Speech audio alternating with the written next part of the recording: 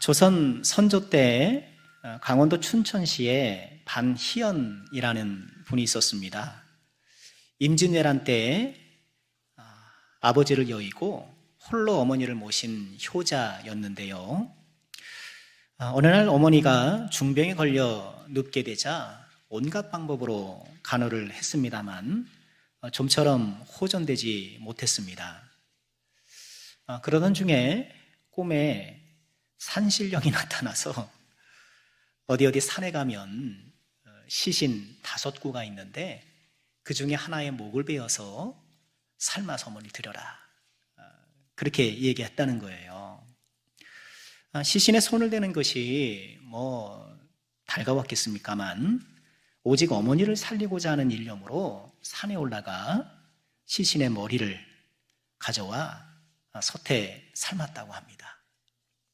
그런데 나중에 보니 그 시신의 머리가 아니라 산삼이더라. 그래서 그 산삼을 드시고 어머니가 병에서 회복되었다, 이런 전설이 전해지고 있습니다. 이 소식이 널리 알려지자 선조 임금이 효자 정려, 이 정려가 무슨 말인가 찾아봤더니 이렇게 문 있잖아요. 효자문, 말하자면 그런 문을 세운 것이죠. 훈장 준 것이죠. 마을 어귀에 문을 세워서 그의 효행을 기렸고, 그래서 훗날 이 일대를 효자동 이렇게 불렀대요. 춘천시 효자동의 유래입니다. 지금도 효자동에 가면 이 이야기를 토대로 반희연의 효행을 기르는 동상도 세워져 있다고 하는데요. 동상을 확대한 사진을 보니까 어머니가 무척 좋아하는 표정의 그런 조형물입니다. 산신령이니 사람의 머리가 산삼이 됐다느니 이건 다 이제 꾸며낸 이야기고 또 첨가된 이야기겠죠. 아마도 그의 효심이 지극하여 하늘도 감동했다라는 것을 이렇게 표현했던 것으로 보이는데요. 그러나 선조 임금이 이렇게 정력까지 내는 것으로 보아서 반희연이라는 분이 효심이 지극했던 것은 틀림없어 보입니다. 춘천시 효자동뿐만 아니라 전국 곳곳에 효자동이 참 많아요. 그렇죠? 춘천, 제가 검색해 보니까요, 효자동으로 5개가 검색되더라고요. 춘천시 효자동, 서울 종로의 효자동, 고양시 효자동, 그리고 포항의 효자동, 그리고 또 어디 있어요? 이거 잘하시네요. 전주의 효자동, 이렇게 5개더라고요. 그래서 제가 이렇게 보니까 서울에 있고 강원도에 있고 또 경기도에 있고 전라도 경상도에 있는데 아니 왜 충청도에는 없지? 그래서 생각해서 또 검색해 찾아보니까요, 충청도에는 효자리가 있더라고요. 효자동이 아니라 효자리. 아산시 도구면 효자리 이렇게 있대요. 아마 이 외에도 효와 관련된 명칭들이 무수히 많을 거예요. 잘 아시는 대로 조선은 성리학과 유교를 토대로 세워진 국가였고요. 충효를 국가의 근간으로 여겼습니다. 나라의 충성, 부모님께 효도, 충효. 나라에 충성하는 게 무엇이냐? 부모님께 효도하는 거야. 부모님께 효도하는 게 나라에 충성하는 거야. 이렇게 충과 효를 높이 기렸는데요. 그래서 나라에서 관직에 일할 사람을 추천받을 때에는 효자 중에 추천해라, 이렇게 얘기를 했고, 어떤 사람을 평가할 때는 항상 그 사람이 효자로 인정을 받는가, 그것을 살폈다고 해요. 그러나 이런 유교뿐이겠어요? 우리 기독교 역시 효를 중요시하는 종교예요. 하나님은 10계명 대인계명의 첫 번째 계명으로 부모를 공경하라, 그렇죠? 내 부모를 공경하라. 10계명에는 아시는 대로 하나님을 향한 계명과 사람을 향한 계명으로 나뉘어져 있는데, 사람을 향한 계명의 첫 번째가 내 부모를 공경하라는 거예요. 그리고 에베소서 6장 2절 이하의 말씀을 보면 이런 부모 공경을 약속 있는 첫 계명 이렇게 얘기하면서 장수와 번영의 복을 약속하기도 하셨어요. 무엇보다 우리 예수님이 어떠셨나요? 공생애를 시작하시기까지 누가복음 2장 51절에 보면 예수께서 함께 내려가사 나사렛에 이르러 순종하여 받드시더라. 누구를요? 부모님을 순종하여 받드시더라. 우리 예수님도 효자셨어요. 그리고 십자가에 달려 돌아가실 때에 홀로 남겨질 어머니 마리아를 위해서 제자들에게 부탁을 했고, 이런 예수님의 가르침을 받들어서 우리 기독교는 효를 중시하고 매년 5월 둘째 주일을 이처럼 어버이 주일로 정해서 지키고 있는 것이죠. 무엇보다 저는요, 우리가 예배 때 부르는 찬송가를 볼 때 기독교가 얼마나 효를 중요하시는지 알 수 있다고 봅니다. 우리 보통 예배 때는 하나님만을 찬양한다, 우리 그렇게 배웠고 그렇게 하고 있잖아요. 우리의 모든 찬양의 노래가 하나님을 대상으로 하는 것이 기본입니다. 그럼에도 불구하고 오늘 우리가 불렀던 597장처럼 어머니의 넓은 사랑, 이런 찬양도 하는 거예요. 하나님을 높여 예배하는 시간에 어머니의 사랑을 깊이 생각하는 찬양이 포함되어 있다는 것 자체가 우리 기독교가 부모 공경을 얼마나 높이 여기고 있는가를 보여주고 있는 것이죠. 우리 2026년 어버이 주일을 맞았는데 모쪼록 우리 모든 가정이 첫 계명, 내 부모를 공경하라, 이 아름다운 약속 있는 계명을 잘 준행해서 하나님의 복과 은혜를 더 충만히 누리시기를 주님의 이름으로 축원합니다.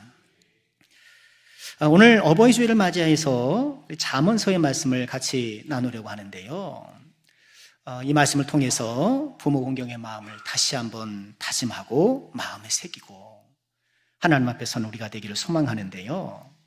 자, 오늘 우리가 읽은 이 잠언 말씀을 통해 우리가 부모를 공경하는 방법은 무엇일까요? 두 가지를 묵상해 보고 싶어요. 먼저 오늘 말씀은요, 부모님을 경히 여기지 말라라고 우리에게 이렇게 교훈을 해요. 22절 말씀 다시 한번 보실까요?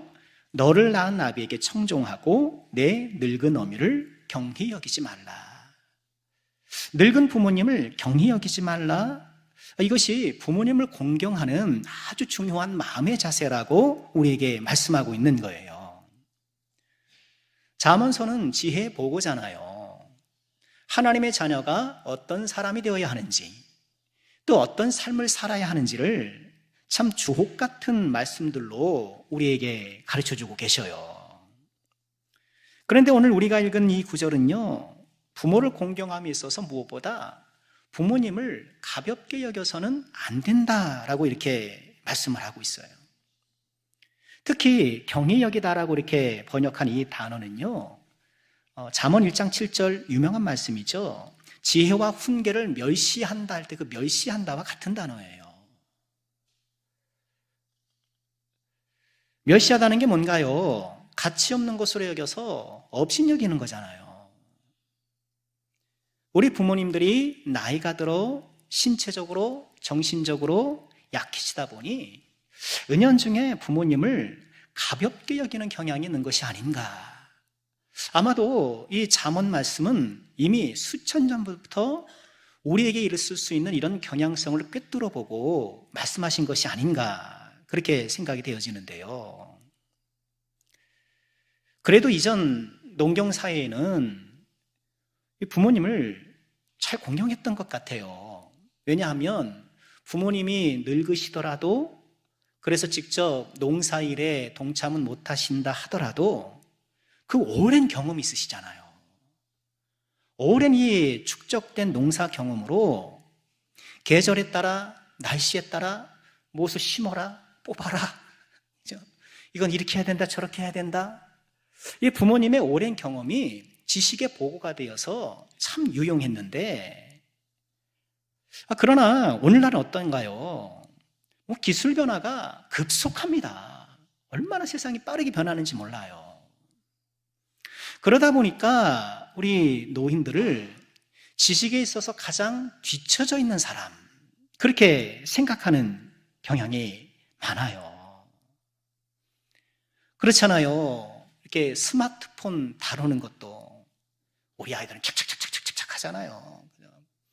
아마 우리 어르신들뿐만 아니라 우리 중장년도 마찬가지일 거예요. 그렇죠? 아이들 하는 것만 쫙 하면서 얼마나 잘 다룹니까? 그것부터 시작해서 요즘 인공지능 AI 어쩌고 하는데 우리 어르신들에게는 먼 얘기 아니겠어요? 그게 도대체 뭔지 좀 똑똑한 전자제품 한번 나오면은 그렇게 좀 감탄을 하는지는 모르겠으나 또 요즘 음식점 가면은 다 뭐로 주문해요? 키오스크로 다 주문하잖아요. 그거 되게 힘들어요. 그렇죠? 힘들어요. 아니 저도 햄버거 가게에서 좀 하려고 그러면 아이고 이거 몇 번을 넘겨야 되는 거예요. 어떻게 되는지 모르겠고 한눈에 안 들어오더라고요.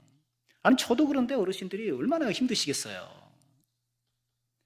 또 좀 경우가 살짝 다르긴 합니다만 요즘 보니까 어떤 그 샌드위치 가게 이 브랜드를 말하면 좀 그러니까 서브 땡땡 서브 땡땡을 딱 제가 서울에 이제 볼 일이 있어서 갔다가 그 점심 먹어야겠다 보니까 사람들이 가득해서 그거 먹고 있더라고요.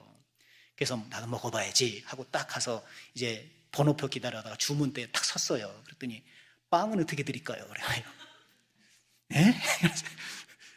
또 빵을 골랐어요. 어떻게 골랐더니 어떻게 넣어드릴까요? 어떻게 넣어드릴까요? 그런데 다 외국 말이에요.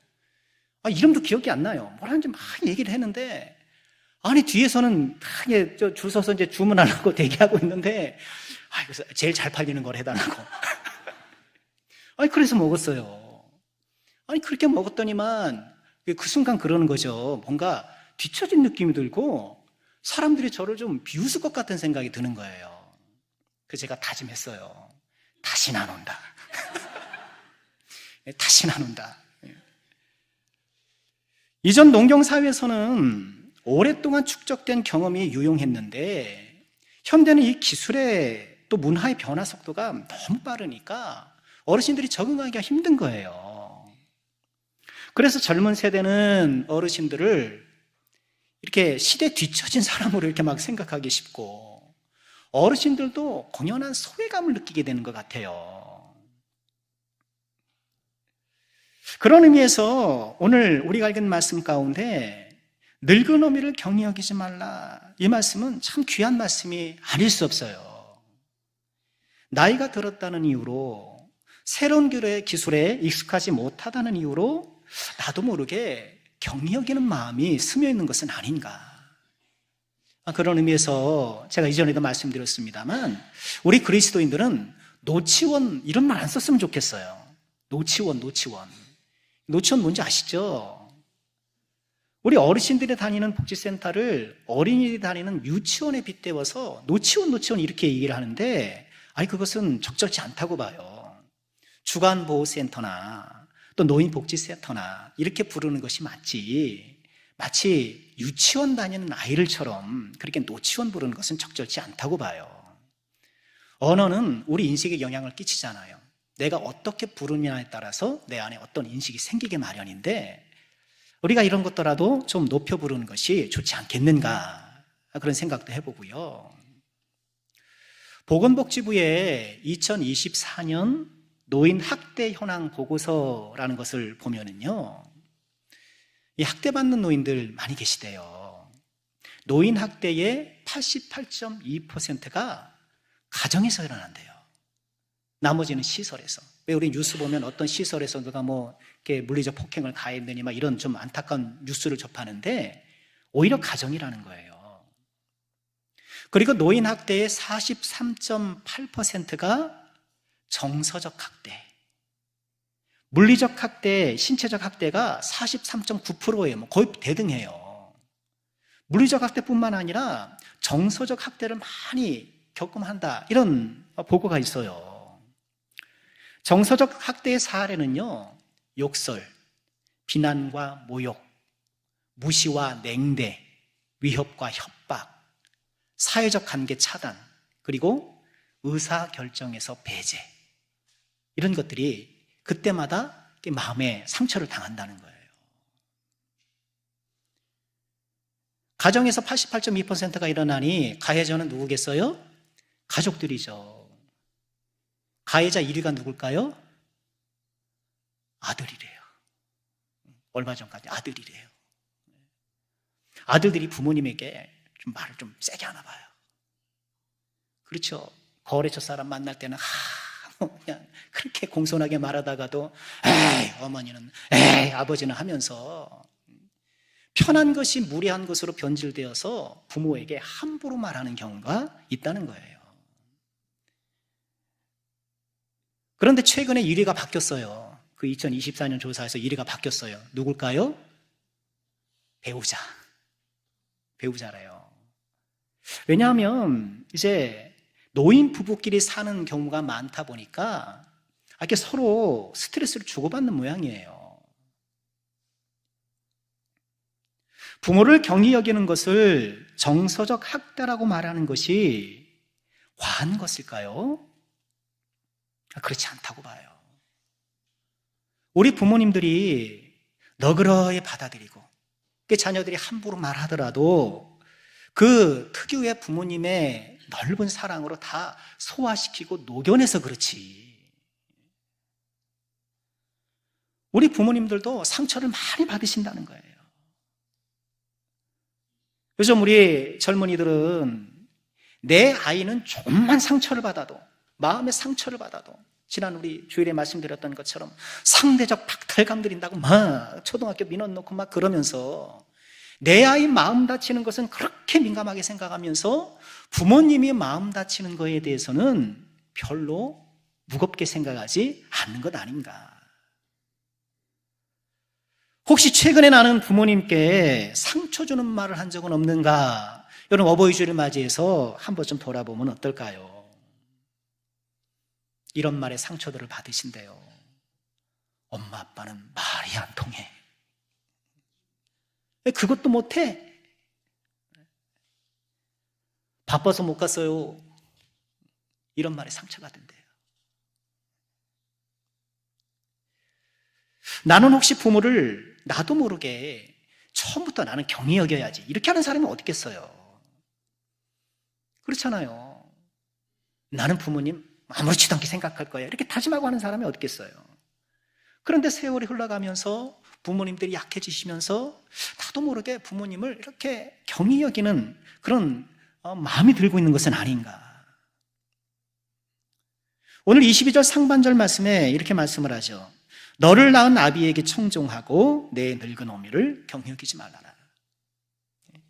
오늘 22절 말씀 보면은요, 부모님을 경히 여기지 말라 하는 것과 아비에게 청종하라가 같이 나와요. 연관이 있다는 거예요. 청종하는 것이 뭔가요? 무겁게 여기는 거예요. 누군가를 내가 경히 여기지 않고 무겁게 여길 때 그 첫걸음 뭔가요? 그 사람의 말을 잘 듣는 거예요. 존중이라는 그 말에 중자, 무거울 중자를 쓰잖아요. 누군가를 존중한다는 것은 그의 말을 무겁게 여기고 잘 경청하고 오늘 말씀 따라 청종하는 거예요. 그래도 우리 어렸을 때는 부모님 말씀이 하나님 말씀 다음인 줄 알고 아버지가 안 돼 그러면 그런 줄 알고 또 순종했잖아요. 어머니가 야단하면 아유 또 그렇구나 하면서 이렇게 수긍했잖아요. 그런데 지금 부모님이 하시는 말씀, 연로하신 부모님이 하시는 말씀에 대해 나는 어떤 마음의 자세로 대하고 있는가? 우리 젊은 우리 세대가 돌아보지 않을 수 없는 거예요. 이어지는 23절 말씀 볼까요? 진리를 사되 팔지는 말며 지혜와 훈교와 명철도 그리할지니라. 앞서 22절에 아비에게 청종하고 부모를 경히 여기지 말라고 말씀하면서 이 23절 진리를 사되 팔지는 말며 지혜와 훈교와 명철을 그리할지라. 이 말씀이 나오니까 좀 뜬금없어 보인단 말이에요. 왜 부모를 무겁게 여기고 경히 여기지 말라는 말씀 이어서 진리를 사되 팔지는 말라는 이 말씀을 하셨을까요? 진리를 사라는 것은 진리의 값어치를 알고 대가를 지불하고, 그렇죠? 그 값어치를 알라는 거잖아요. 팔지 말라는 것은 뭐예요? 어느 것과도 막 바꾸지 말라는 거잖아요. 진리나 지혜나 훈계나 명철이 그다는 것인데, 여러분 이것은 부모님의 말씀을 청종할 때, 가볍게 여기지 않을 때 그 안에서 진리와 지혜와 훈계와 명철을 얻을 수 있다는 뜻이에요. 부모님의 말씀을 청종하라 하면서 가볍게 여기지 말라면서 이렇게 진리를 사는 자세로 진리를 팔지 않는 진리에 대한 이 사모하는 마음으로 부모님의 말씀을 경청하라, 그렇게 말씀하고 있는 거예요. 부모님 말씀이 늘 하는 잔소리처럼 들리고, 또 우리 부모님들은 했던 말을 또 반복하는 경향도 있잖아요. 그렇죠? 아이고 엄마 또 하시네, 아버지 또 하시네. 그러나 돌아보면 부모님 말씀 틀린 거 하나도 없어요. 여러분 그렇게 생각하지 않습니까? 작년인가요? 재작년인가요? 폭삭 소가수다, 그 드라마 보면은요, 거기에 이런 멘트가 나와요. 엄마가 같이 놀지 말라고 할 때는 다 이유가 있다. 부모님 말씀 틀리지 않다는 거예요. 오늘 어버이 주일을 맞이해서 혹시 나도 모르게 부모님을 가볍게 여긴 일은 없는가?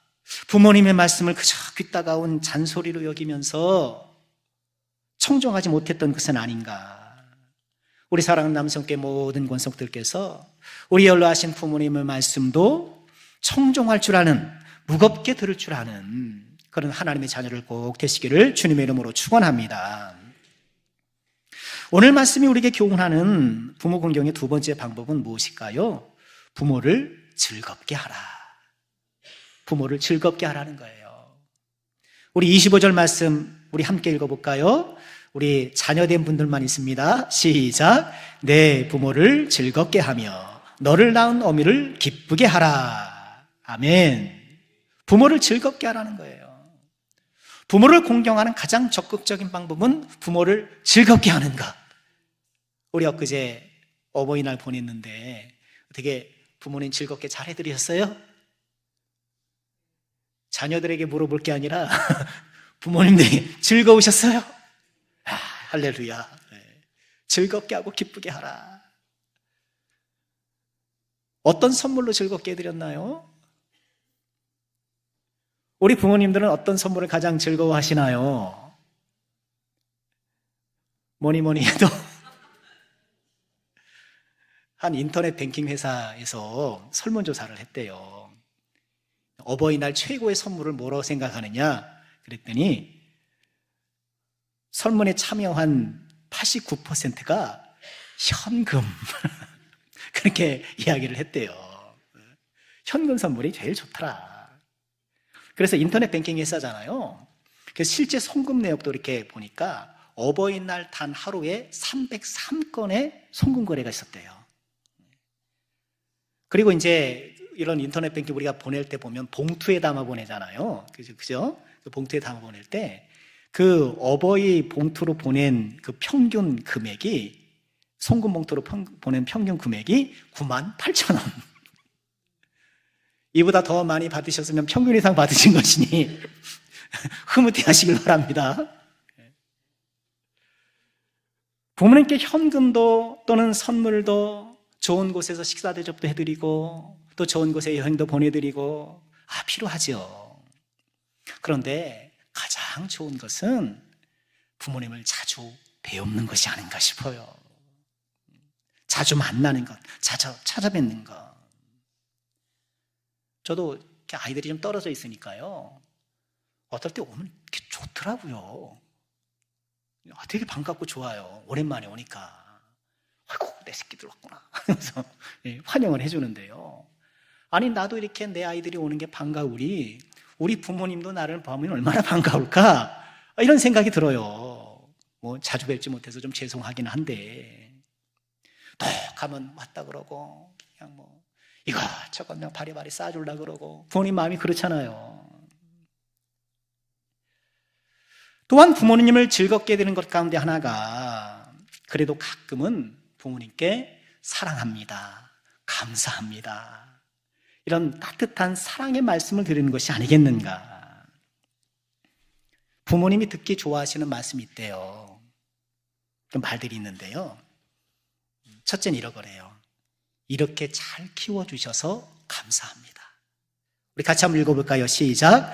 이렇게 잘 키워주셔서 감사합니다. 여러분 이렇게 말씀드려 보셨어요? 말씀드리셔야 돼요. 저는요, 제 딸의 생일이 되면 꼭 어머니께 전화드립니다. 전화드려서 어머니 못난 아들 이렇게 낳아주시고 길러주셔서 너무 감사해요. 어머니 사랑해요. 이렇게 전화를 드려요. 그러면은요, 제 몸에서 닭살들이 막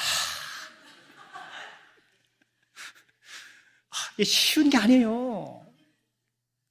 쉽지 않아요. 근데 어머니가 그 말 들으시면 너무 좋아하시는 것 같아요. 보이진 않지만.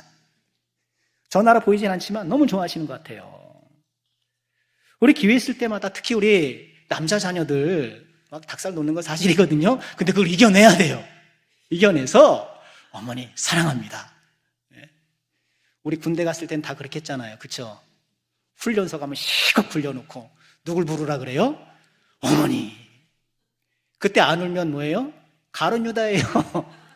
가론유다 빼고는 다 우는 거예요. 어떻게 안 울어요? 근데 우리가 훈련소에서만 어머니 사랑합니다 이런 게 아니고, 그렇죠? 전화드려서 어머니 사랑합니다. 아버지 감사합니다. 자, 연습해 보실까요? 어머니 사랑합니다. 아버지 감사합니다. 이번 어버이 주일에 맛있는 전골은 사드렸지만 미처 그 말씀을 못했다고 한다면 이제라도 꼭 한번 해보시기를 주님의 이름으로 부탁드립니다. 또 이런 말 기뻐하신대요. 이제 제 걱정은 마시고 부모님 위해서 사세요. 이 말을 좋아하신대요. 이게 위해주는 말이잖아요. 위해주는 말. 그러니까 우리도 그렇고 사실 누군가 나를 위해주는 경험이 그렇게 많지 않아요. 근데 자녀들이 이렇게 부모님을 위해주는 말을 하는 것은 무척 좋다 그래요. 좋아하신다 그래요. 이 말하면 그래 알았다. 오늘부터 네 걱정 안 하고 내 걱정만 하리라. 이런 부모님이 어디 있겠습니까? 그런 부모님이 없겠지만 좋아하신다는 거예요. 그리고 또 이걸 좋아하신대요. 이거 어떻게 하면 좋을까요? 의견을 묻는 거. 좀 전에 그 노인 학대의 사례 가운데 하나가 의사결정에서 배제시키는 거라 그랬잖아요. 어떤 일을 결정할 때 부모님을 이렇게 제쳐놓고 자녀들끼리 막 결정하는 경우가 있잖아요. 그게 아니고 어떤 일에 있어서 이거 어떻게 하면 좋을까요? 그렇게 여쭤봐주는 걸 좋아하신다는 거예요. 내가 아직 쓸모가 있구나. 그런 생각이 들어서 이렇게 마음이 기뻐지신다는 거예요. 그리고 우리 그리스도인 자녀들은 이런 말씀을 드려보면 어떨까 싶어요. 기도해 주세요. 기도해 주세요. 저에게 이런 일이 있는데요. 아버지, 어머니 좀 기도해 주세요. 부모님을 기쁘시게 하는 거 돈 안 들어요. 말만 잘해도 돼요. 말만 잘해도 돼요. 부모님 해드리는 여러 가지 선물도 참 귀하지만 따뜻한 말 한마디, 사랑의 언어가 부모님을 더 기쁘시게 해드리는 것이 아닌가. 무엇보다 우리가 부모님을 즐겁게 해드리는 최고의 효도는 뭘까요? 예수님 잘 믿는 것을 믿으시길 바랍니다. 예수님 잘 믿는 거예요. 우리 신방 가서 우리 어르신들 기도 제목이 다 우리 자녀 예수님 잘 믿는 거. 지금 교회를 중단하고 있는데 다시 예수님 믿는 거 다 그런 제목 주시는데 예수님 잘 믿는 것이 최고의 효도예요. 오늘 26절 마지막 절 볼까요? 내 아들아 내 마음을 내게 주며 내 눈으로 내 길을 즐거워할지어다. 이렇게 말씀을 해요. 지금 우리가 말씀 보면 아비를 청종하고 어미를 경히 여기지 말라. 부모를 즐겁게 하라. 이런 말씀을 쭉 하면서 맨 마지막 구절에 내 아들아 네 마음을 나에게 다오. 내 길을 즐거워하거라. 하나님께서 그렇게 말씀을 하시는 거예요. 내 마음을 내게 주고 내 길을 즐거워하라는 이 말씀은 예수님 잘 믿으라는 거죠. 예수님 잘 믿으라는 거예요. 부모 공경의 힘이 여기서 나온다는 거예요. 예수님을 잘 믿는 것이 최고의 효도라는 거예요. 우리 사랑하는 모든 죄종들이 예수님을 잘 믿는 사람, 하나님께 나의 마음을 드리고 주님의 길을 즐거워하는 그런 사람이 되어서 최고의 효자, 효녀가 되시기를 주의 이름으로 축원합니다. 옛날에 어느 마을에 임금님이 행차를 했대요. 임금님 얼굴 보는 게 쉬운 일이 아니잖아요. 그래서 사람들이 다 임금님 얼굴 보려고 이렇게 다 왔다는 거예요. 그런데 어떤 효자의 노모가 임금 얼굴 보는 것이 소원이다. 아들에게 그렇게 얘기했대요. 그러자 그 아들이 수십 리를 거동이 불평한 어머니를 업고 임금님 이게 행차 보러 온 거예요. 그렇게 어머니를 들쳐업고 온 아들을 보고 임금님이 크게 감동해서 상을 줬다는 거예요. 그 소문이 쭉 퍼졌지 않겠습니까? 그래서 이웃마을에 있는 이 불효자가 본인도 상 한 번 받으려고 가기 싫다는 어머니를 억지로 들쳐업고는 임금님 행차를 찾아갔대요. 그것을 본 임금님이 그에게도 상을 내리려고 하니까 원님이 가로막더래요. 전하, 저 녀석은 벌을 내려야 됩니다. 주님, 불효막심한 놈입니다. 그랬더니 임금이 이렇게 말했다고 해요. 아니다, 저에게도 상을 줘라. 효도는 흉내만 내어도 좋은 것이니라. 부모 공경에 중요한 것은 뭘까요? 실천이에요. 실천이에요. 우리 모든 우리 남성계 성도님들 본인이 잘 공경하는 것 익히 잘 알고 있습니다만 부모 공경의 핵심은 실천이에요. 마음으로 부모를 공경하지 않는 사람이 어디 있겠습니까? 그러나 그 공경과 마음을 적절한 방법으로 표현하는 것 너무너무 중요한 것이죠. 울리지 않는 종이 의미가 없는 것처럼, 행함이 없는 믿음이 의미가 없는 것처럼, 사랑의 표현이 없는 공경 의미가 없는 거예요. 우리 남성께 사랑하는 모든 시여종들이 부모를 경히 여기지 말고 부모를 즐겁게 하는 이 부모 공경의 계명을 기쁘게 실천하는, 지혜롭게 실천하는 우리 모두가 되길 주의 이름으로 축원합니다. 마지막으로 25절을 묵상하면서 말씀을 마치고 싶은데요, 우리 25절 보실까요? 내 부모를 즐겁게 하며 너를 낳은 어미를 기쁘게 하라. 부모를 경히 여기지 말고 즐겁게 하고 기쁘게 하라고 말씀하시면서 어머니를 끌어서 어떤 어머니요? 낳은 어머니. 앞서 22절에서도 아비를 어떤 아비? 낳은 아비. 이게 낳은 어미, 낳은 아비라고 얘기를 해요. 왜 낳은 아미, 낳은 아비, 낳은 어미 이렇게 이야기를 할까요? 나를 낳아주시고 길러주신 그 사랑을 기억하고 즐겁게 하고 기쁘게 하라는 거예요. 나를 낳아주신, 나를 길러주신. 우리가 다 자기 잘난 줄 알고 살아가고 있지만 누가 나를 길러줬어요? 부모님이 나를 길러주신 거예요. 누가 나를 낳아주셨어요? 부모님이 나를 낳아주신 거예요. 하나님은 우리 모두에게 아버지와 어머니를 선물로 주셔서 이 땅에 존재하게 해주신 거예요. 그래서 우리가 예수님을 만나게 된 것 아닙니까? 그래서 우리가 예수님을 믿고 영원한 천국을 얻게 된 것 아닙니까? 간혹 부모님 때문에 상처를 받고 오랫동안 그 상흔 때문에 괴로워서 힘들어하는 사람들도 있어요. 누구는 부모님 생각하면 막 얼굴이 펴지는데 누구는 부모님 생각하면 나도 모르게 미간이 찌푸러지는 경우도 있어요. 그러나 언젠가 우리 모두가 주님 앞에 서는 날, 그리고 영원한 하늘나라의 복락을 누리게 된 그날엔 나를 힘들게 했다 하더라도 이런 복락을 누릴 수 있도록 나를 낳아주시고 나를 있게 해주신 그 부모님께 감사하게 될 거예요. 그래서 우리가 예수님을 꼭 믿어야 되는 거예요. 내가 지금 이 세상에서 내 뜻대로 안 되고 상처와 고통 속에 이 세상에서 억울하게 사는 것도 속상한데, 아니 그러니 천국 가야 될 것 아닙니까? 그런 영원한 복락을 누려야 될 것 아닙니까? 예수님을 꼭 믿어야 하는 것이죠. 감사한 것은 무엇입니까? 장차 우리가 누릴 영광은 지금의 고난과 비교할 수 없다. 비교할 수 없다는 거예요.